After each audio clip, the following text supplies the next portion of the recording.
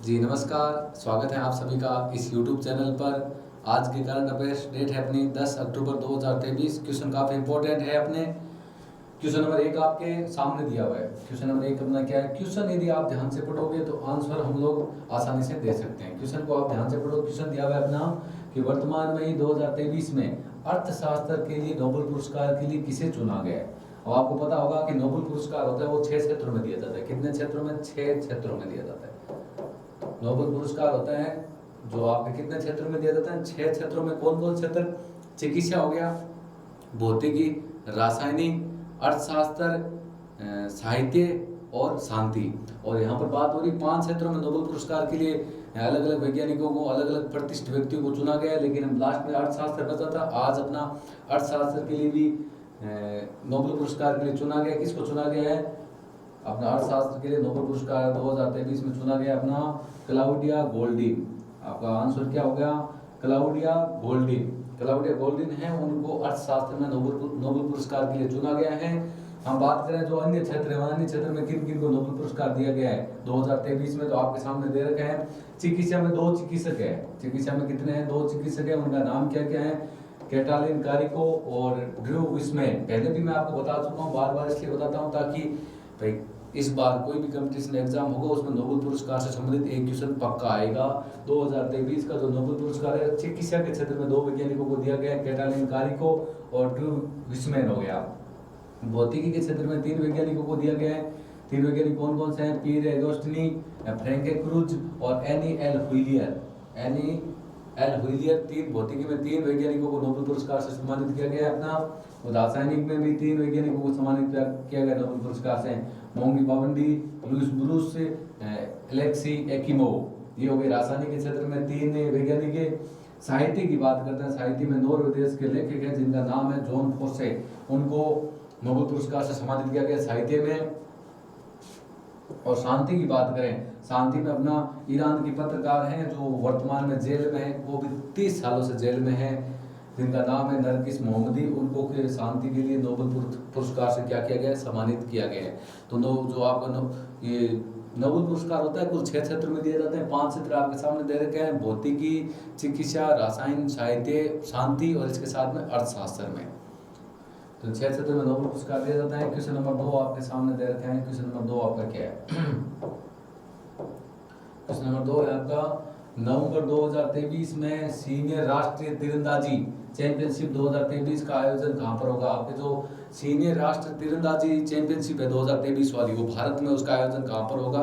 तो हम बात करते हैं अयोध्या, यूपी में होगा। अयोध्या भगवान राम की जन्मभूमि है, वहां पर सीनियर चैंपियनशिप तीरंदाजी 2023 का क्या होगा? अपना आयोजन होगा। कहाँ पर? अयोध्या में होगा। उसके बाद में बात करें क्वेश्चन नंबर 3 की। क्वेश्चन नंबर 3 क्या है? क्वेश्चन नंबर 3 है कि हाल ही वर्तमान में वनडे मैच है। वनडे में कौन से मैच? वर्ल्ड कप मैच जो अभी वर्तमान में 5 अक्टूबर से स्टार्ट हुए थे। में सबसे तेज 1000 का आंकड़ा पार करने वाले खिलाड़ी का नाम क्या है भाई? वनडे जो वर्ल्ड कप मैच है उसमें सबसे तेज 1000 रन का आंकड़ा पार किस खिलाड़ी ने किया? तो उनका नाम है डेविड वार्नर ने। किसने किया है? डेविड वार्नर ने। और कितने पारी में? 19 पारी में। जो अभी वर्ल्ड कप 2023 में भारत और ऑस्ट्रेलिया के बीच में जो मैच खेला गया था उसमें जो डेविड वार्नर की जो पारी थी उसी पारी के साथ उन्होंने अपने 1000 रन सबसे फास्ट पार कर लिए। कितने? 19 पारी में। इसके बाद यदि 20 पारी की बात करें, 20 पारी में नाम आता है सचिन तेंदुलकर और एबी डिविलियर्स का नाम आता है। तो सबसे कम पारी में रन की बात करें 1000 रन डेविड वार्नर ने बनाए पुरुष वर्ल्ड कप पे, वनडे वर्ल्ड कप अपना। ठीक है। क्वेश्चन नंबर 4, क्वेश्चन नंबर 4 क्या दिया हुआ है? क्वेश्चन नंबर 4 है अपना, अक्टूबर 2023 में अभ्यास चक्रवात 2023, नाम क्या दे रखे? अभ्यास चक्रवात 2023 का आयोजन कहाँ किया?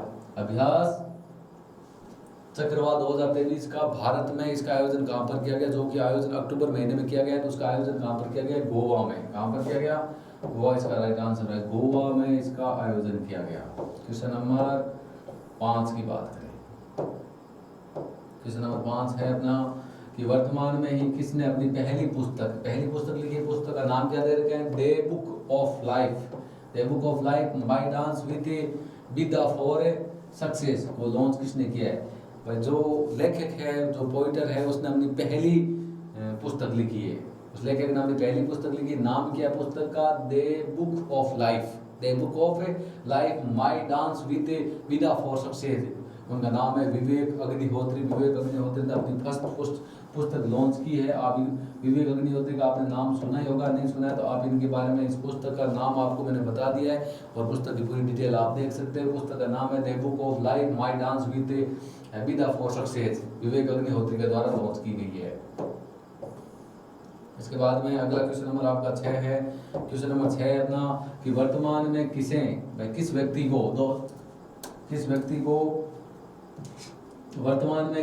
को 2022 के लिए राष्ट्रीय लता मंगेशकर सम्मान, आपको पता है लता मंगेशकर कौन थी? महान गायिका कलाकार थी। उन्होंने भारत के अलग अलग क्षेत्रों में देशभक्ति की बात करते हैं, बहुत ही शानदार सॉन्ग उन्होंने गाए थे। तो लता मंगेशकर जो सम्मान है वो सिंगर को, गायक कलाकार को दिया जाता है। तो वो 2022 के लिए किसको दिया जाएगा? राष्ट्रीय लता मंगेशकर सम्मान है वो दिया जाएगा उत्तम सिंह को। किसको दिया जाएगा? उत्तम सिंह को। कौन सा पुरस्कार दिया जाएगा? राष्ट्रीय लता मंगेशकर सम्मान दिया जाएगा। क्वेश्चन नंबर 7 भी आपके सामने दे रखे हैं। क्वेश्चन नंबर 7 आपका कौन सा है? क्वेश्चन नंबर 7 दे रखे हैं कि वर्तमान में किस राज्य के खामती चावल को कौन सा टैग मिला? जीआई टैग मिला। काफी 2 बार इससे पहले भी मैंने आपको कल परसों ये क्वेश्चन बताया था।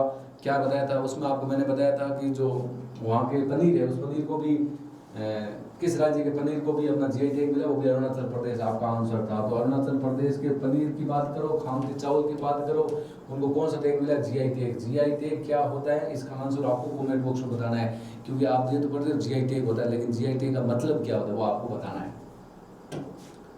ठीक है, क्वेश्चन नंबर 8 की बात करते हैं। क्वेश्चन नंबर 8 आपका क्या दे रखे हैं? क्वेश्चन नंबर 8 दे रखे हैं कि अक्टूबर 2023 में कौन सा देश IORA मंत्री परिषद बैठक की मेजबानी करेगा? मतलब इस बार अक्टूबर 2023 की बात कर रहे हैं, उसमें जो मंत्री परिषद बैठक है उसका आयोजन कौन सा देश करेगा? तो मंत्री परिषद बैठक की मेजबानी करेगा इस बार आपकी श्रीलंका देश। कौन सा देश करेगा? श्रीलंका देश करेगा। IORA मंत्री परिषद बैठक की मेजबानी कौन करेगा? श्रीलंका देश करेगा। कौन सा देश करेगा? श्रीलंका देश करेगा। क्वेश्चन नंबर 9 की बात करें। 9 नंबर क्वेश्चन आपका क्या दिया हुआ है कि वर्तमान में ही भारत ने किस देश के साथ 6 समझौता ज्ञापनों पर हस्ताक्षर किया था? आपको पता होगा कि तंजानिया देश की राष्ट्रपति जो 8 अक्टूबर से 10 अक्टूबर तक भारत के दौरे पर थी, अपना तंजानिया की जो राष्ट्रपति है और उनके और भारत के प्रधानमंत्री नरेंद्र मोदी के मध्य 6 समझौता ज्ञापनों पर क्या किए गए थे? हस्ताक्षर किए थे। भारत और कौन सा देश था? तंजानिया देश। भारत और तंजानिया देशों पर 8 से 10 अक्टूबर पर तंजानिया की राष्ट्रपति भारत के दौरे पर थी। 6 समझौता ज्ञापनों पर क्या किया गया? हस्ताक्षर किया गया। हाल ही वर्तमान की बात करते हैं हम लोग। क्वेश्चन नंबर 10 की बात करें। क्वेश्चन नंबर 10 है आपका, वर्तमान में ही किसने 360 डिग्री मूल्यांकन प्रणाली को लॉन्च किया? 360 डिग्री का मतलब होता है चारों तरफ कोण बन जाएगा। जैसे एक रेखा की बात होती है, इतना 180 डिग्री होता है और 180 पूरा कोण होता है, वो कितना डिग्री हो जाएगा? पूरा कोण होता है वो 360 डिग्री का होता है। तो 360 डिग्री मूल्यांकन प्रणाली को किसने लॉन्च किया? भारतीय नौसेना ने। किसने लॉन्च किया है? भारतीय नौसेना ने। क्यों किया? उसका उद्देश्य क्या है? उद्देश्य है कि युद्ध के लिए हमेशा तैयार रहना। भाई कोई भी देश कभी भी आक्रमण कर सकता है, इसलिए युद्ध के लिए हमेशा तैयार रहना और उसके साथ में भविष्यरोधी बल बनाए रखना। भी कभी भी हमें दुश्मनों के विरुद्ध खड़ा होना सकता है, भविष्य में आने वाले समय में कभी भी हमें किसी से लड़ना पड़ सकता है, उसके लिए हमेशा तैयार रहना।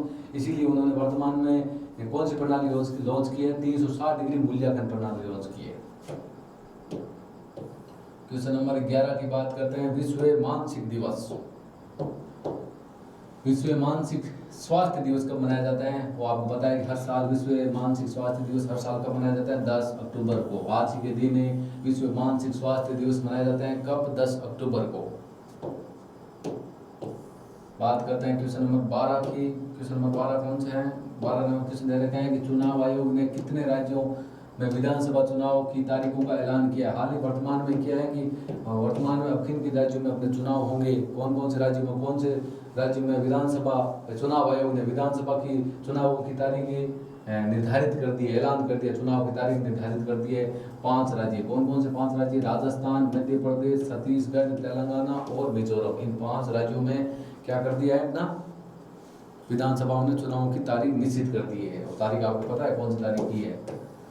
ये लो, ये आपका क्वेश्चन आपके लिए रहेगा। वर्तमान में किसे शांति के क्षेत्र में नोबेल पुरस्कार दिया गया, इसके बारे में हम लोगों ने पढ़ा है कि शांति के क्षेत्र में किसको नोबेल पुरस्कार दिया गया। जो पहला क्वेश्चन था उसमें जो नोबेल पुरस्कार 6 क्षेत्रों में दिए जाते हैं, कौन कौन से क्षेत्र में? शांति के क्षेत्र में दिया जाता है, साहित्य के क्षेत्र में दिया जाता है, अर्थशास्त्र के क्षेत्र में दिया जाता है, चिकित्सा में दिया जाता है, भौतिकी में दिया जाता है, रासायनिक में दिया जाता है। उसका आंसर उसमें दे रखा है। शांति के क्षेत्र में किसे नोबेल पुरस्कार से सम्मानित किया गया था? ईरान की एक पत्रकार थी जिसका नाम आपको बताना है, जो 30 सालों से अभी भी वो जेल में है अपनी, उन्हें शांति के लिए नोबेल पुरस्कार दिया गया है। इस प्रकार के डेली करंट अफेयर्स की क्लास लेने के लिए आज ही ज्वाइन करें हमारे यूट्यूब चैनल। क्लास कैसी लगी? अच्छी लगी तो लाइक करें, शेयर करें और हमारे यूट्यूब चैनल को सब्सक्राइब करें। Thank you. जय हिंद, जय भारत।